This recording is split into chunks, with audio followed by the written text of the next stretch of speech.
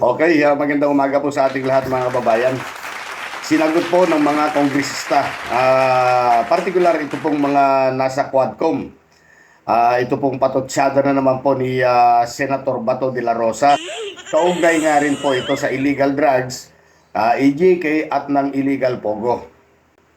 Pero bago natin pong i-play yung video at panoorin yung balita, pakiusap naman po sa mga bago po lamang dito sa aking YouTube channel. Pa-subscribe naman po. Huwag nyo na rin pong kalimutang i-like po sana yung ating video. Ayan, maraming salamat po. Panoorin natin muna yung balita. At ito ay mula sa Pambansang TV or PTV. Panoorin natin. Walang sino man nag-impluwensya o nag-utos para buuin ang House Quad Committee. Ito ang nilinaw ng mga kongresistang sina Robert Ace Barbers at Dan Fernandez. Sabi nila, hindi lang 4 na komite ang nagdesisyon nito. Unang inilatag sa plenaryo, pinagdebatehan hanggang nagkasundo ang mga miyembro ng mababang kapulungan. Kung i-accuse nila si Speaker na binuo namin to or nangyari to dahil sa utos ng Speaker, that is so unfair. And ako mismo, hindi ako papayag na gamitin ako para sa isang political agenda. After all, I'm not running for any higher position or sa national, but hindi naman to makaka-apekto sa amin. That's the reason why nang binabanggit na may politika, tapos may utos si Speaker.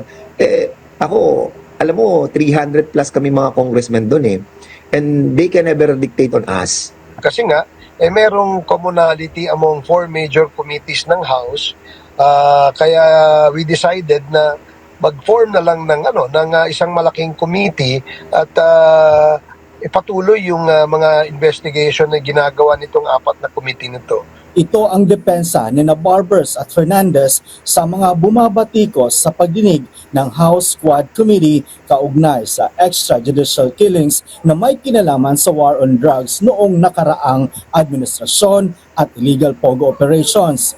Isa sa naging mainit na panauhin ng komite ay si Police Lieutenant Colonel Jovi Espenido, dating hepe ng Aguera Leyte PNP noong Duterte administration. Ibinulgar niya ang quota at reward system sa war on illegal drug operations na itinanggi ni Senador Ronald de la Rosa.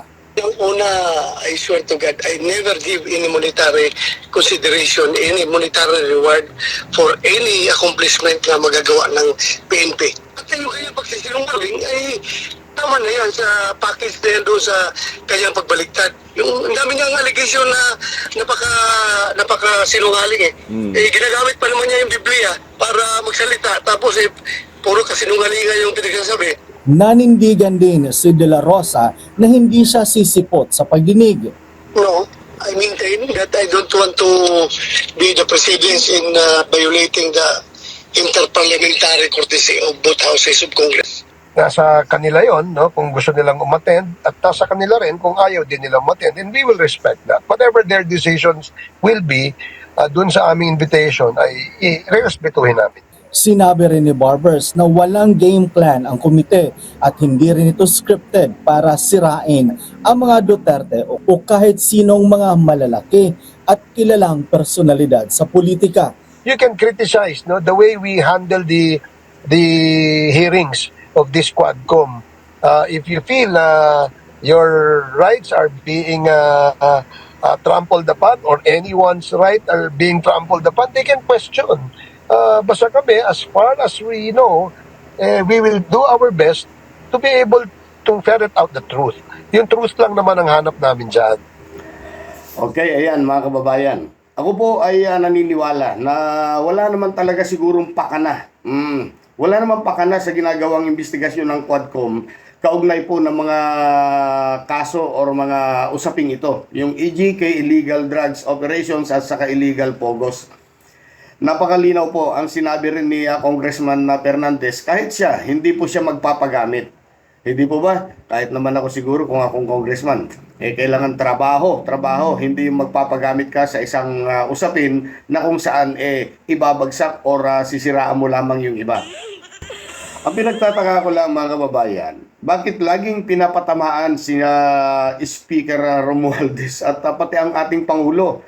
Basta pag hindi ayon sa kanila ang usapin, lagi na lamang po ang administrasyon ang may pakana. Para sa kanila, para sa mga itong nasa kampo po ni dating Pangulong Duterte. Kita naman po ng sambayan ng Pilipino, si Speaker Romualdez at ang ating Pangulong Marcos ay puro trabaho.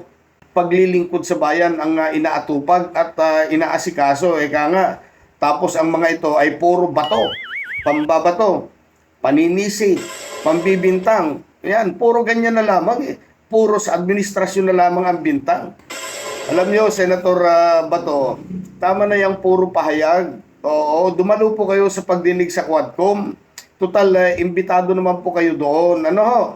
At doon mo sabihin lahat ng gusto mong sabihin. Hindi po sa pamamagitan po ng social media, dahil kahit ano pong sabihin po ninyo, ano pong daldalin ninyo dyan sa social media, hindi po yan magiging official.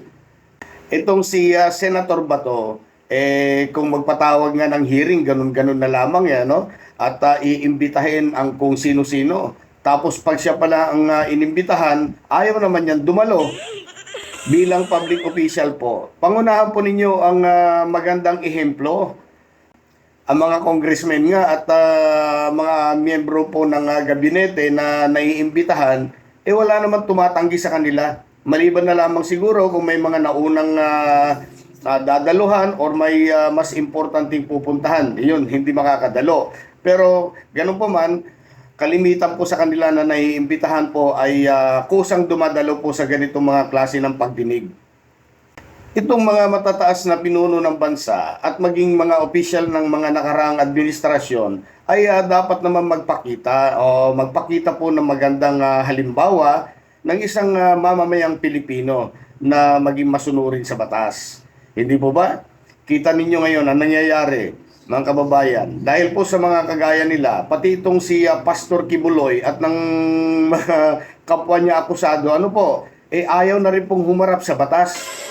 Katulad po ng mga ordinaryong Pilipino na inakusahan, sinampahan ng kaso, ayon, nasa pagdinig at buong tapang na dinidepensahan ang kanilang mga sarili sa tulong ng mga abogado na binigay mismo ng pamahalaan.